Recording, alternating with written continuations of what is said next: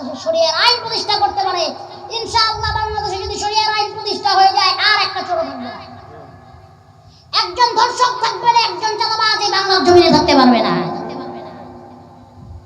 অধিকারটা তো আপনাদের হাতে। এই জন্য আপনাদের হাতে ধরি, পায়ে ধরি, বড় অনুরোধ করি। অনেক জায়গায় তো অনেকবার ইমান বিক্রি করে দেখছেন, কোনো লাভ হয় নাই। হয়েছে কেউ দেশ লুটটা খাইছে, তো কেউ দেশের সম্পদ লুটটা খাইছে, তো কেউ দেশের মানুষ মারছে, তো কেউ দেশের মানুষ গুম করছে, তো কেউ দেশের চাঁদাবাজি, রাহাজানি, ধর্ষণ, খুন, হত্যাকাণ্ড চালিয়েছে। একটা বার কোরআন ওয়ালাদের সুযোগ দিয়ে দেখেন, আপনারাই তো দেখতে পারবেন। যদি এই কোরআন ওয়ালা এই বাংলাদেশ ঠিক মতো না চালায়, যদি কোরআন আইন না চালায়, শরিয়ার আইন না চালায়, আপনারাই তো আছেন বিচার করার জন্য, জনগণ আছে, আল্লাহ আছে, আপনারা আমাদের নামিয়ে দিবেন, ঠিক কিনা? সবাইকে একবার করে সুযোগ দিয়েছেন, একবার আলেম আমাদের সুযোগ দিয়ে দেখেন। এবং আমরা জানি এই বাংলাদেশের প্রত্যেকটা মানুষের অন্তরে অন্তরে আলেম আমাদের জন্য মহব্বত, আল্লাহর জন্য, আল্লাহ রাসূলের জন্য মহব্বত আছে। তাই আগামীতে আমাদের জন্য ভুল না হয়, আমরা যেন ঈমান কারো কাছে বিক্রি না করে ফেলি। আমরা আল্লাহর জমিনে আল্লাহর দ্বীন কায়েম করতে না পারলে এই 90% মুসলমানের দেশ দাবি করে লাভ নাই, নিজেকে মুসলিম দাবি করে লাভ নাই। আল্লাহর দ্বীন কায়েম করতে গিয়ে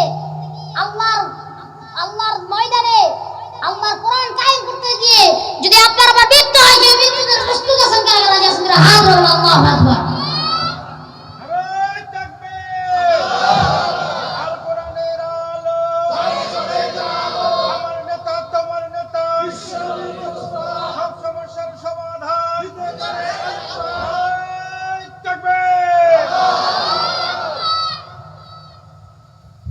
কোরআন ছাড়া কোনো উপায় নেই, আসেনি? মুক্তির পথ কোরআন, আল্লাহর দিশারি কোরআন। এই কোরআন দিয়ে আপনাকে আমাকে জীবন ব্যবস্থা পরিচালনা করতে হবে। আল্লাহ সেই তৌফিক দান করুন সকলে বলে আমিন। আল্লাহ পাক রব্বুল আলামিন আপনাকে আমাকে যখন মায়ের পেটের ভিতরে দিয়েছেন, যখন সেই মায়ের পেটের ভিতরে আপনার আমার বয়স 2 মাস 3 মাস, এখনো হাত হয় নাই, পা হয় নাই, রক্ত জমাট বেঁধে যখন মাংসপিণ্ডগুলো তৈরি হচ্ছে, আপনার আমার শরীরের রোগগুলি, সেলসগুলি তৈরি হচ্ছে, আস্তে আস্তে আল্লাহ পাক রব্বুল আলামিন এই দেহটা আপনার আমার পেটের ভিতরে বানান। সুবহানাল্লাহ। দুনিয়ার ইঞ্জিনিয়ার, দুনিয়ার বিজ্ঞানী সব কিছু বলতে পারে, পারে কি পারে না? রোবট বানায়, মেশিন বানায়, কত বড় বড় বিমান বানায়, চাঁদের দেশে যাওয়ার জন্য রকেটও বানাইছে, ঠিক কিনা? সামনে হয়তো আরো অনেক কিছু বানাবে, কিন্তু সেই বিজ্ঞানী জানে না মাটির 3.5 হাত তলে কি চলে, কারণ সেই জ্ঞান আল্লাহ তাআলা বিজ্ঞানীদের দেয় নাই। সারা দুনিয়া নিয়ে সে গবেষণা করতে পারবে, সে মানুষের মধ্যে একটা মানুষের অবয়ব তৈরি করতে পারবে, কিন্তু আল্লাহ তাআলা ওই মানুষের ভিতরে যে জান দিতে হবে সেই ক্ষমতা আল্লাহ বিজ্ঞানীকে দেয় নাই, সেই শিক্ষা আল্লাহ বিজ্ঞানীকে দেয় নাই। এত কিছু বিজ্ঞানী জেনে লাভ হয়েছে কি? মাটির 3.5 হাত তলে কি চলে যদি সে ওইটা না বলতে পারে, ঠিক কিনা? পৃথিবীর সব থেকে নিরাপদ স্থল, নিরাপদ জায়গা কোন জায়গা জানেন? এটা হলো মায়ের পেট, যেখানে কোনো খাবারের চিন্তা থাকে না, যেখানে কোনো প্রস্রাব পায়খানার চিন্তা থাকে না, যেখানে কোনো দুনিয়ার চিন্তা থাকে না।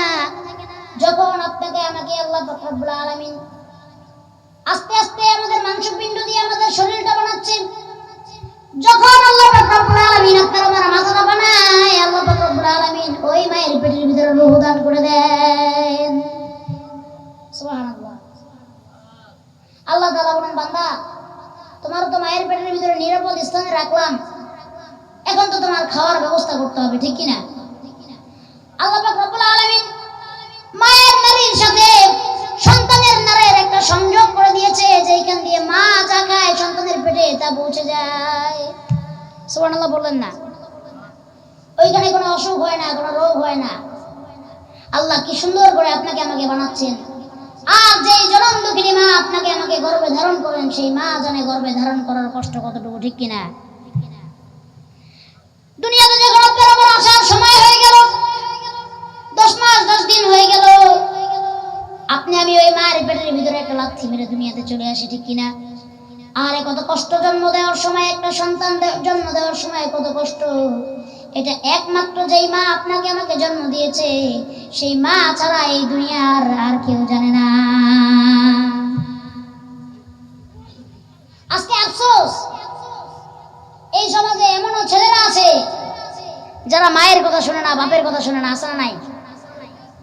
মায়ের অবাধ্য, বাপের অবাধ্য। মা যদি বলে সন্তান তুমি ডাইন দিকে যাও, সন্তান যায় বাম দিকে। আর যদি বাবা বলে সন্তান তুমি আমার কথা শোনো, সন্তান বাবার কথা শুনে না, মার কথা শুনে না। আজকালকে এমন এমন অবাধ্য সন্তান আছে যে মা বাবার কোনো কথা শুনে না, নিজের মন মতো চলে। আছে না নাই? এই সন্তান আমাদের এখানে বসা আছে। আছে না নাই? আল্লাহ তাআলা দেখেন মা বাবার প্রতি সন্তানকে কতটুকু হুকুম করলেন। মহান আল্লাহ পাক রব্বুল আলামিন ইরশাদ করেন, وَقَضَى رَبُّكَ أَلَّا تَعْبُدُوا إِلَّا إِيَّاهُ وَبِالْوَالِدَيْنِ إِحْسَانًا। আল্লাহ বলেন وَقَضَى رَبُّكَ أَلَّا تَعْبُدُوا, আমি আল্লাহর ইবাদতের সাথে আর কাউকে শরীক করবে না, আর কাউকে শরীক করা যাবে না। وَبِالْوَالِدَيْنِ إِحْسَانًا, তোমরা ভালো আচরণ করো, ভালো ব্যবহার করো, ইহসান করো তোমার মার প্রতি, তোমার বাবার প্রতি। সুবহানাল্লাহ বললেন না? ভালো ব্যবহার, ভালো আচরণ কার প্রতি করতে বলেছেন? মার প্রতি, বাবার প্রতি। এরপরে আয়াতে আল্লাহ বলেন, ইম্মা ইয়াবলুগান্না ইনদাকাল কিবারা আহাদুহুমা আও কিলাহুমা ফালা তাকুল লাহুমা উফফি ওয়ালা তানহারহুমা وَقُلْ لَهُمَا قَوْلًا كَرِيمًا। এবং তোমরা তোমার জীবদ্দশায় যদি তোমার মা, যদি তোমার বাবা অসুস্থ হয়ে যায়, তোমার জীবদ্দশায় যদি তোমার মা অথবা তোমার বাবা বৃদ্ধ হয়ে যায়, অসুস্থ হয়ে যায়, তাদের খেদমত করো, তাদের সাথে এমন কোনো আচরণ করো না যাতে করে তারা মনে কষ্ট পায়। আর যেই সন্তান মায়ের মনে কষ্ট দেয়, ওই সন্তানকে এই দুনিয়াতে এবং আখিরাতে, পরকালেও না, এই দুনিয়াও না, সব কিছু তার জন্য ধ্বংস হয়ে যাবে। আপনারা কি ওয়াজ শুনতে আসছেন? আমার কাছে মনে হয় না। এই যে উঠতেছে বসতেছে, এটা কি ওয়াজ শোনার আদব? এখন এই যারা উঠে যাচ্ছে বা বাসায় চলে যাবে, যে কি করবে বলেন তো? হয়তো কেউ মোবাইল নিয়ে বসে পড়বে, নয়তো কেউ টিভি দেখবে, নয়তো কেউ গল্প গুজব করবে, ঠিক কিনা?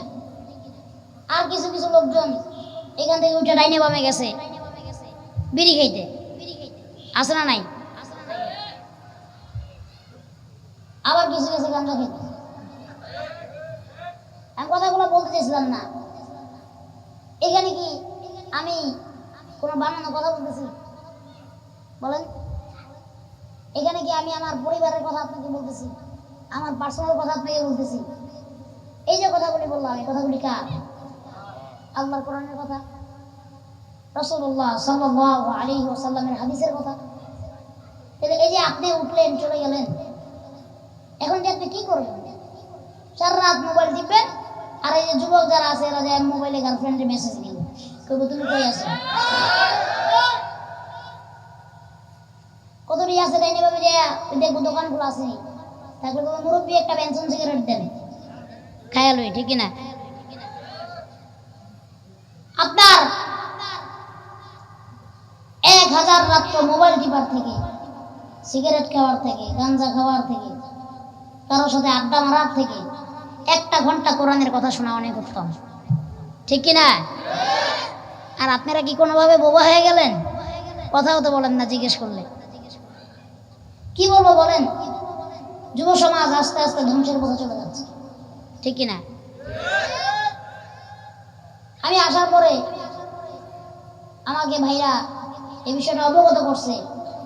এই দিনাজপুর, সৈয়দপুর, এই সমস্ত আশেপাশের অঞ্চলে নাকি লটারি চলতেছে। কোন মুরব্বী বলে 70,000 টাকা দামের গরুটা বিক্রি করে লটারি ধরছে। সত্যি কথা? লটারি যে আপনি ধরছেন, এই লটারি ধরা কি? আরো জোরে কর। ওই যে 20 টাকা দিয়ে আপনি লটারি ধরছেন, এই 20 টাকা আপনার ভাও গেছে। এই 20 টাকা দিয়ে যদি পোলার রুটি কিনা খাইতেন তাও ভালো হইতো, ঠিক কিনা? আপনারা লটারি ধরবেন?